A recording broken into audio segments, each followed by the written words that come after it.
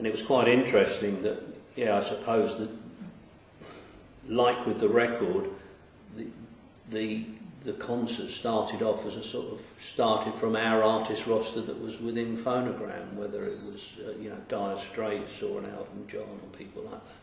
And then just pushing it out from there. And, you know, by that time, obviously, the Band Aid Trust had been set up.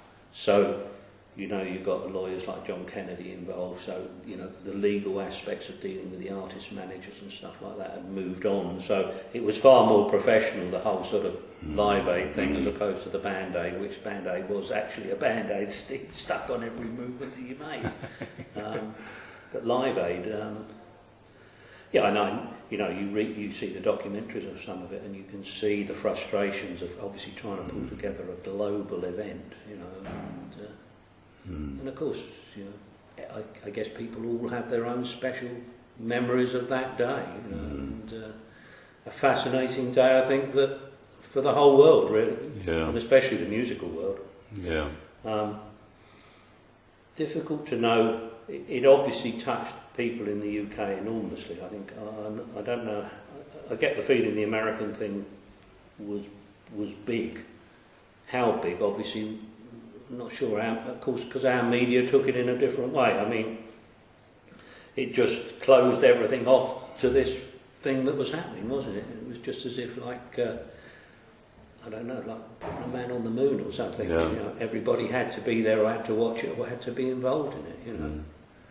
And to be sort of that person standing on the stage where it says it's 12 o'clock in London, you know, and I'm just standing by the stage. I think there was, I remember looking down, I think on the side of the stage with me was Tommy Vance, and I think Andy Peebles was a DJ, who were doing some joint comparing. I was sort of up above a bit and there. And of course, Status Quo opening it, because Quo were one of the bands that was on Phonogram. And that, you know, when we'd had the discussions earlier, oh yeah, that'd be a great act to start. Good for Europe and stuff like that, because the band were known, but, you know, not very well known in America. So there was always that odd mixture of acts that would appear on the London one that people in America wondered. Yeah. You know. Who were they?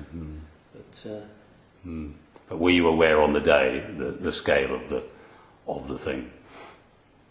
That it would be as iconic as the Man on the Moon? Oh, I don't think we were aware of that.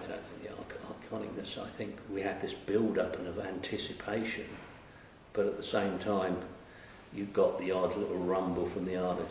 Do I have to turn up? Oh, you know, he's done it again, Geldof. He's got me into this fix and stuff like that. Well, so some acts came totally unprepared. I think, you know, they just did a bit of their set, and then there was one or two of them I think had been in the rehearsal rooms earlier in the week very quietly thinking, there's an opportunity here.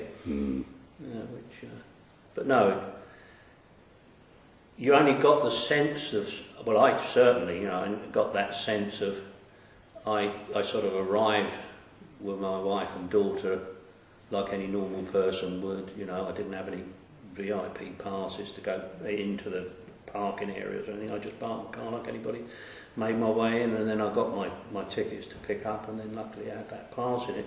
But I had to leave my wife and daughter in the 2 and 8s.